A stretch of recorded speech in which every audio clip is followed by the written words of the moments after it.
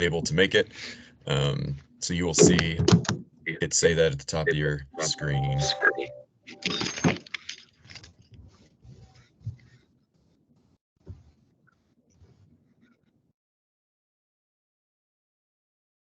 All righty. So welcome everyone. This is the 2023-2024 school year Governor's Work Ethic Certificate webinar. There's plenty. The presentation itself will probably last around 15-20 minutes. I'm going to go into what the GWEC is, which might be some duplicative information for a lot of you briefly, but for newbies, I want them to have some background on it. Then we'll go into sort of the application of the program from a reporting standpoint. We'll take you through our Google Drive folder, some of the certificates and resources available as you administer the program, and then we will go from there with any question Q&A session. Yes, we'll send out the link to the recording when it's complete. We'll send it out to everyone that was on this webinar, so feel free to forward it or anything like that to those that might not get it. Alrighty, at this time, I'm going to go ahead and share my screen.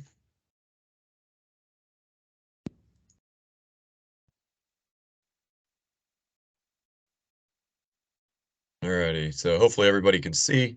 And we're just going to go a high-level overview of what the GWEC is. It's not a super long presentation, but just to give background to anyone that might be doing this for the first time. The Governor's Work Ethic Certificate is administered by the Department of Workforce Development.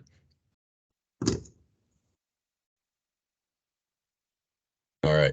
So the GWEC is essentially a partnership between the DWD, local employers, and school communities. I'm not going to read that verbatim, but in the bottom, I try to put it in layman's terms. Basically, if a student gets the GWEC, it's saying to an employer, the student is ready for work, and if you hire them, you can kind of expect them to be successful because they've met some metrics in high school that demonstrate exactly that they're ready for the world of work.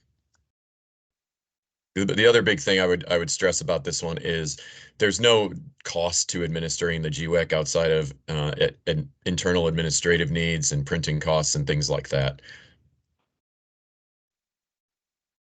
All right, so how a student attains the GWEC.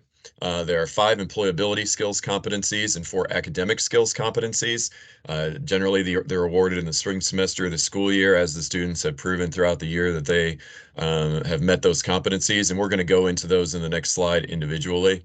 But the GWEC is basically trying to affirm to local employers and to the school that the student has some employability skills proven and documented that they've achieved, and they have met some academic skills as well that sort of align with being a successful employee.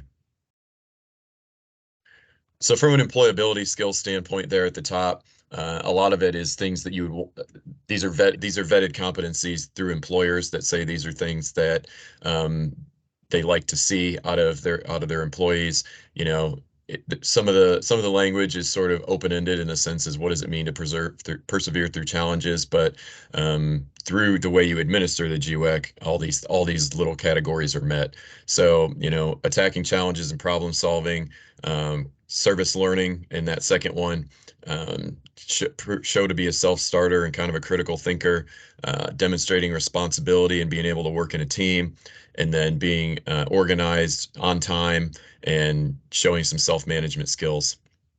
From an academic standpoint, this is the section that we always probably get the most questions on.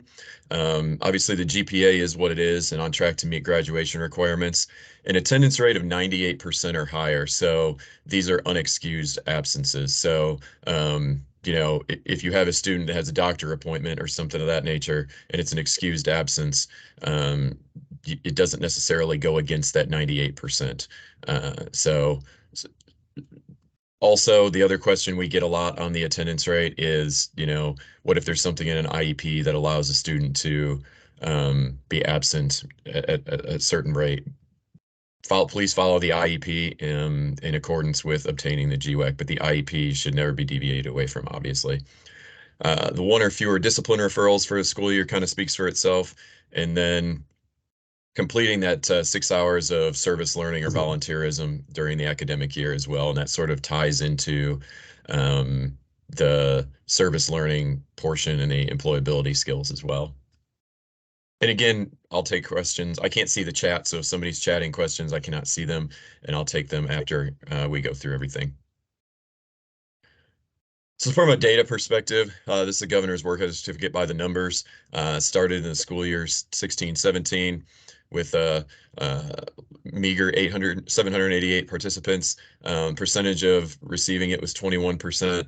And you can kind of see as the years progress how things have gone. Now, there are a couple caveats to this data. The first caveat is when you look at the percentage over there, those are low percentages. Obviously, if you're in class or something like that, that's a super low F. That's not the way we look at it. This is supposed to be a fairly rigorous certificate to get, where you know the gate to try to achieve it is wide open, but the folks that make it through sometimes are a little bit or few. Um, and it's supposed to be that way because it's supposed to demonstrate rigor and it's supposed to demonstrate that it's not just something that you walk into, sign up for, and get. So when we look at some of those numbers, you can see for 2020 and 2021, where you had some limited data with COVID and things of that nature. We did change how the program was administered through COVID, specifically through that attendance rate. So schools were able to sort of create their own modifications as they needed with the attendance rate in particular, um, because of quarantine and students testing and needing to be away for a certain amount of time for almost a year and a half to 2 years. We're back to the original requirements. The other thing about the data is, and you can kind of see the numbers fluctuate greatly. There is not a reporting requirement necessarily by schools. It is highly recommended. It's highly encouraged. It tells the story of your program and the success of your program. There is a little bit more light being shined on the GWEC, I'd say, over the last year or so. Um, so, reporting it is something that is super helpful for us. It's super helpful for the schools. But as you can see, if schools don't report, we can only report the data that we have. But across since the beginning of the GWEC, as you can see, about 40% of students have achieved it.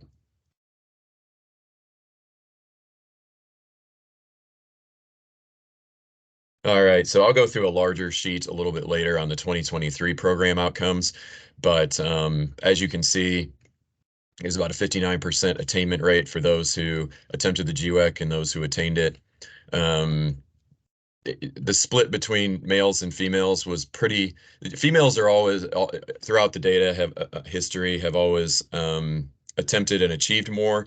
But from a percentage standpoint, this year they were kind of similar. I think they were within 1 or 2% of each other in terms of attainment and not attainment.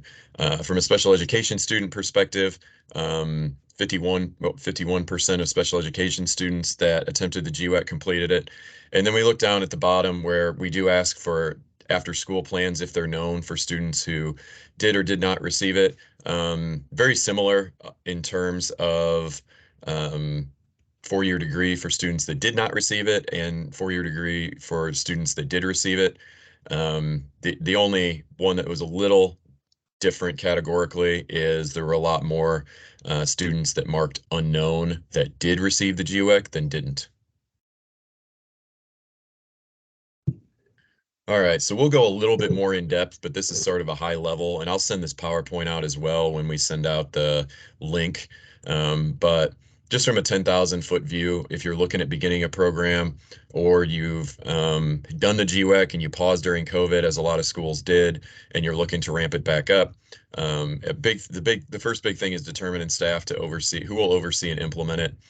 From a administrative standpoint, from a reporting standpoint. The reporting piece isn't too onerous, so it shouldn't take, you know, cavalcade of staff time, I guess, but it is something that is sort of required for that staff that's overseeing it. You'll want to select a GWEC advisory council. It's a minimum of 3 people. These folks are usually school staff that oversee it. It just needs to be non-employers. And the reason for that is each GWEC program, when it is applied for, has a section where 5 employer partners are required to say they're going to support it. What does that mean? That means that they're saying they see the value in the GWEC. And that could come in the form of prioritizing GWEC students for interviews. If you earn the GWEC, you will get an interview. We've seen schools that do job fairs only for students that are attempting to attain the GWEC. That's another perk. Or we've heard of employers that, okay, it's an extra, dollar an hour here for a student that may have obtained the GWEC and gets hired on. It's very locally created. There's no hard and fast rule on what you can do with this.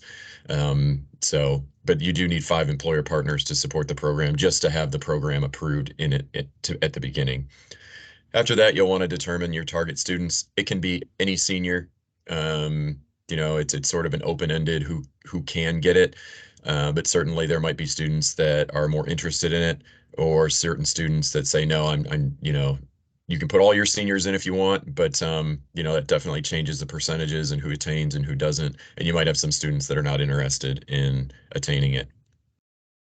If you don't have a program yet, you would fill out the application. I'll go through that a little bit later and where you find it, but there's the website. And then DWD has 10 business days to review the application and give a response, ask for more info, so on and so forth.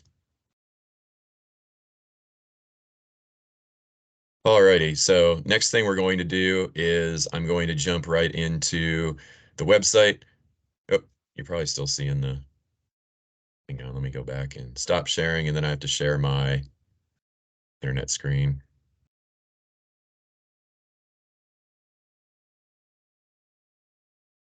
All right, so hopefully you see that. This is the Google Drive folder we'll take you through here in a minute. But I want to take you through the website, in.gov/DWD/GWEC. This is what the site will look like if you've not been through it yet. From a participating schools and employers standpoint, there's a little interactive map down here where you can filter, through.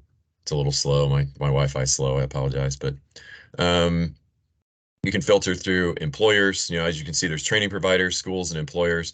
You can filter by region, by your county, by which provider it is.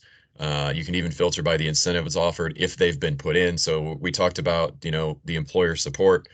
Here is sort of here are some of the different things that you can, as an employer can say, we value the GWEC, and here's some things that if a student has earned it, they can potentially benefit from: employee discounts, flexible scheduling. I won't read them off to you, but it gives you an idea when you're communicating with employers. These are things that you can do to support the program.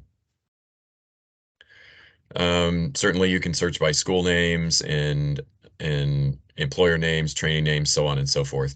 The only thing I would say is the DWD that monitors the website and makes alterations to the website is different from the branch that sort of monitors the map. So if there's something that you do need added or removed, please give us some grace on connecting with that third party to get it updated.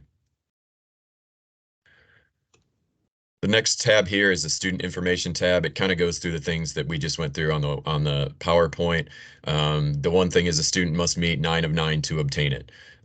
So, if they do all the things but can't attack that attendance rate at 98% or higher, then unfortunately the student doesn't qualify to earn the GWEC. There's a tab for schools and employees.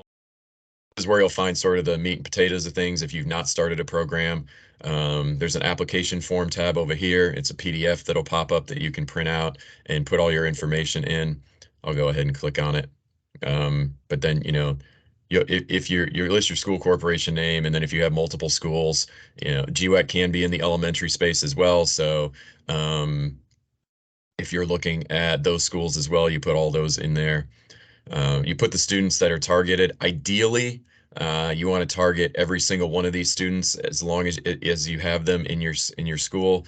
The one caveat, obviously, is the Jobs for America's graduate students. Not every high school is going to have a JAG, or middle school is going to have a JAG program. I will put it in a plug and say that JAG is doubling over the next year and a half. So if you are interested in a JAG program, please reach out to me. I'm glad to have that conversation as well. We're looking to have JAG 125 more programs. So that's a lot more students that can be served through that program that has a 95% graduation rate. And you would certainly click that here if you do have a JAG program. Then you'll list all the school personnel that are responsible for helping to implement it. There might be a person that does the data. There might be a person that's in charge of doing the certificates, so on and so forth. This is where you would put the employers that are part that we talked about that are prioritizing the GWEC graduates, and then you will put the employer advisory council um, and where they fall from. And then you will see those are all the requirements to earn it. If there's some reason, if there's some reason that you're not able to adhere to these, there's a narrative down here for you. We ask for a timeline and then any technical assistance that you might need from DWD or someone else. Then you just submit it to this website and we take a look at that or email, and then we take a look at that on a daily basis, and we'll go ahead and give that 10-day review process. The next part is the implementation guide. Implementation guide is just a lengthy document that goes ahead and gives you a blueprint on how to implement the GWEC, how to communicate with parents, a history on it, timeline, and things of that nature. It's not necessarily required to use, but it's a real big help if you're just new to implementing a program and you need a tried and true kind of roadmap on how to do it. From an employer perspective, these are different things that an employer can come on and see. It gives examples of what an employer can offer if they want to partner with the GWEC, and then sort of tells them, hey, this is the reason that the GWEC exists, and this is why you should consider it. And obviously, it links back to some of the maps that I showed you a little bit earlier. The newsroom, you can see articles on the GWEC and some videos on it from the distant past. And then the one thing I will say is you'll see the GWEC data portal. We no longer use this for collecting data. I will show you why and how here in a second, but that's something that was used pre-COVID, and we've sort of streamlined it to make it a little bit easier on everybody now. So the next thing I'm going to show you is the Google Drive where we do our data sharing and data capture. Um, So everybody should have a link to this particular folder. As you can see, there's folders dating back to all the sort of post-COVID years. Sorry about that. My computer's always giving me trouble. So the first thing to show is the program admins. So these are all the schools that have said, hey, these are all the folks that would be on the list that I would send GWEC things to. So if you're part of a school and you're new to that administrative list or you want to add somebody, please just reach out to me directly and I'll go ahead and put you on the contact list. The next thing to show you would be some of the information that you'll input once you get to spring and begin knowing who is attaining the GWEC. And this information is really, really helpful um, to us as an agency. It's helpful to schools as well as we talk about the GWEC. We're often asked to give presentations about the GWEC. We do have outside entities that are interested even in studying the GWEC. Notre Dame is in the midst of a large study on the GWEC because there is no other program like it. And without the data, that study can't really be done. So please, please, please take the time to enter your data because it is worthy, it is used, and it does help paint a picture of how this program operates and succeeds for students. So the first link I'll direct you to is the applicants versus recipients link. You can see this is 2023 data right now, but I just wanted to leave it up there so you could see it. What we look for is just a raw number of students who attempted and a raw number of students who achieved. That the percentage will auto-populate and it gives us an idea of across the board. That's where we get those numbers that we um, showed you. So there's that link, and then there's a certificate. It has been updated. We've had a new commissioner join on board since last year. His name is Richard Palk, and we've updated the certificate so you can print it out and put your student's name in there. The one thing I would stress, I got a lot of questions on this last year. Um, the one thing I would stress is that if you want to alter it in any way, let's say you want to type in the names or something of that nature, I would use Canva. Canva has a free PDF editor. you download the PDF and it'll allow you to just type the name right in. And that's really the easiest way to do it. The last thing I would point everyone to is the student information data. Again, the things we ask are just the first name, the last name, email if you have it, whether they earned it, and then some of the demographic information that we use that we showed in that document a little bit earlier. And again, all of this is in the GWEC folder. We do a statewide report after it to sort of assess how things went. The only other thing I would tell you, the implementation guide is in here too, if you want to download it from here. The only thing I would tell you is we over the last 2 years, we've adopted a new logo. So if you are using still the old logo, we do have this one that you can download as well and use for any print materials.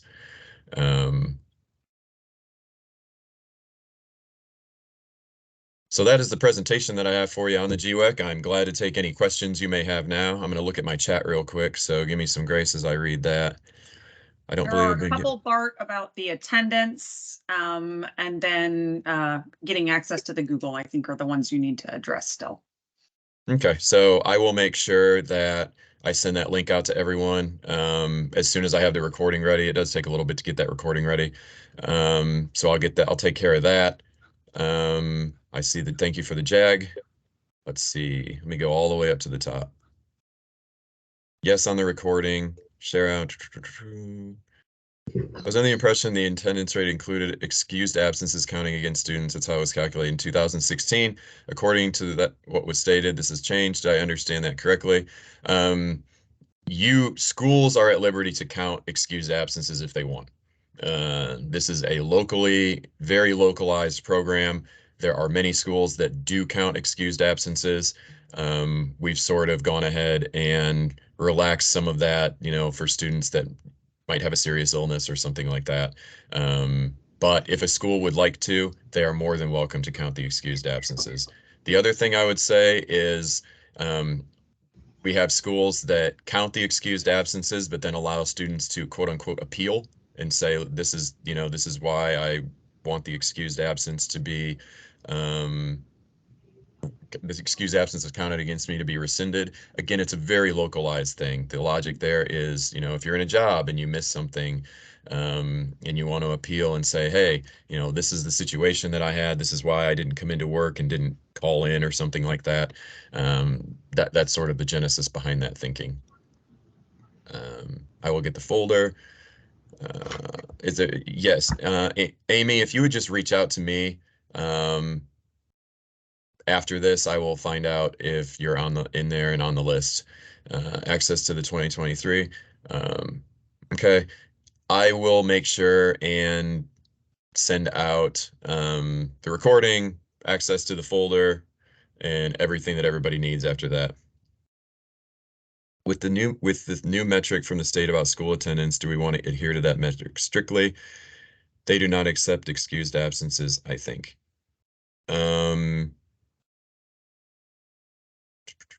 For the GWEC, it's okay. I mean, past that, I don't know, but for the GWEC, it's for the purpose of this program, if you want to allow excused absences, you can.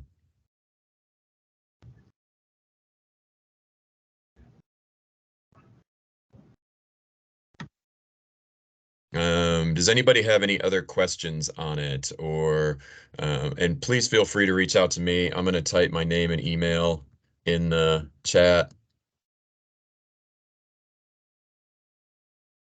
While we do check the folder frequently, if you really have a question that needs answered quickly, it's probably easier to go ahead and send it directly to me because that'll go to my phone. The GWEC email doesn't necessarily go straight to my phone.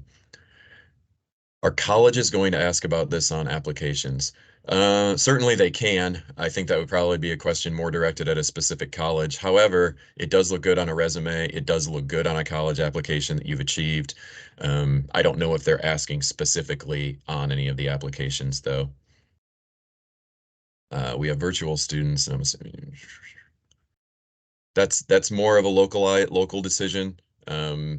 we do have virtual schools that participate in the GWEC program, so those students would adhere by the 98% attendance rate just from a virtual perspective as per their school policy. Do we have a list of employers who are asking for the GWEC? Absolutely. There's two ways to find that list. The first is on that map that we showed you.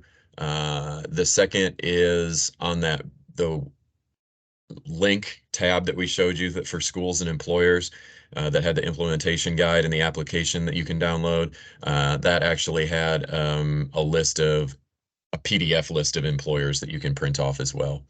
It's probably better off to use the map because the map would be a little bit more updated than the PDF. Would it be possible to see other programs' 98% attendance policy? Certainly it could be. I would kind of urge you to reach out to your colleagues on this. Yeah, you can kind of see the different schools and the point people on that spreadsheet once you have access to the folder, the program admins. They do not submit the 98% attendance policy to the state though. So that's not something that it would come from us. Is there a plan to ask colleges more so, how is GWEC being promoted outside of the schools?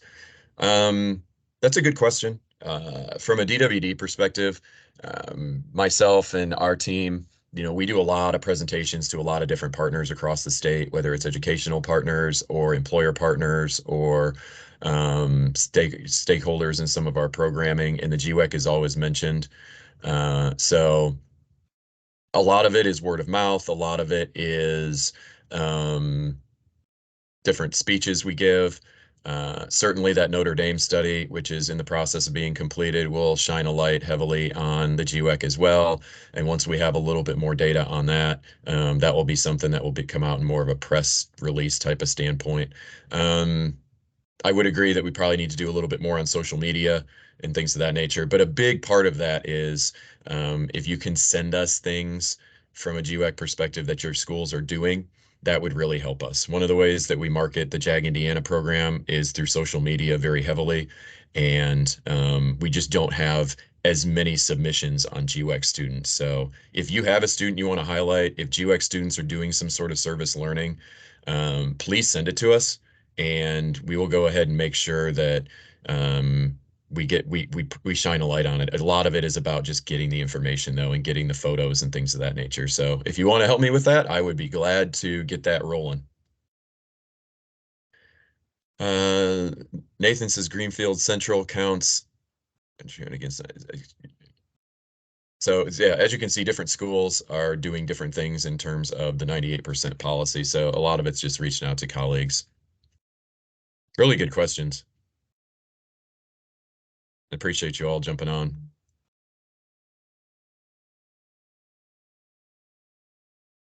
It's a great way to promote interns. Yeah, that's certainly a conversation that can be had too. I appreciate that. If there are any other suggestions that you have after you get off of this webinar, just please reach out to me.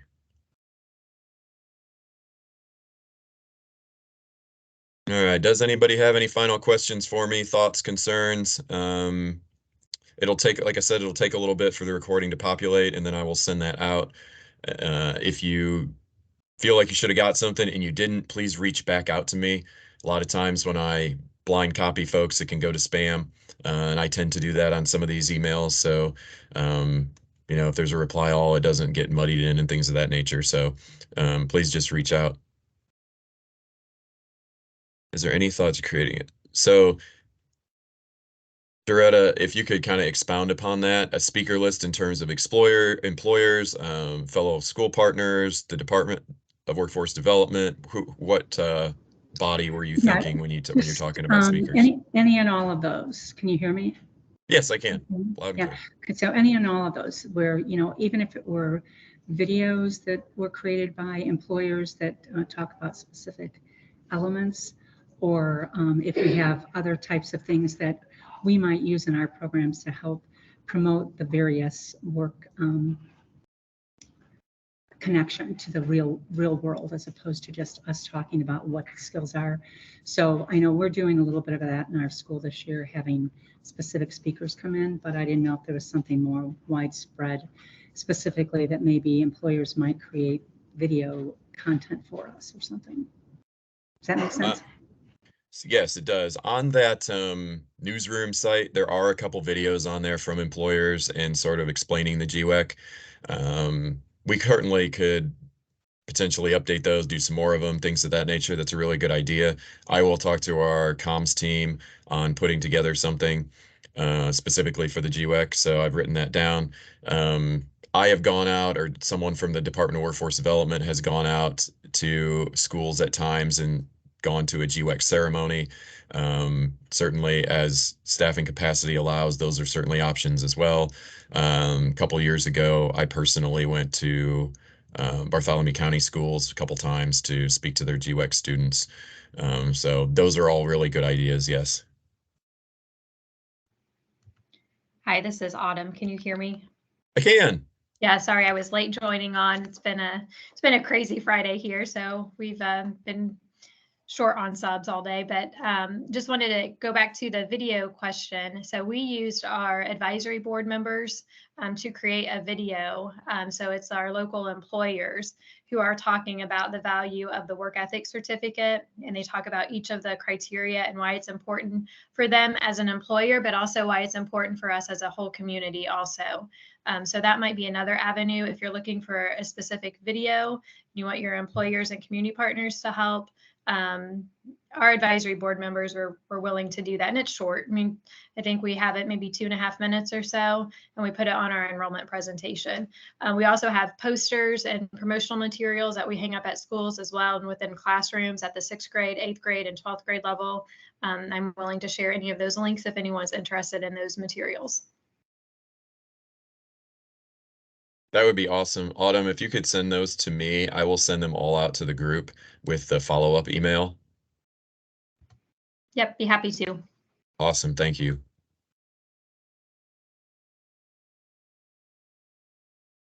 All righty, does anybody else have any lingering thoughts or questions before I wrap up and give you 28 full minutes back in your Friday?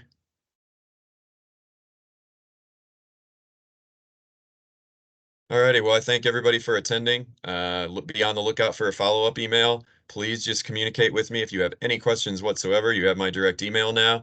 And just have a wonderful rest of the day, a wonderful weekend. And thank you again for all you do.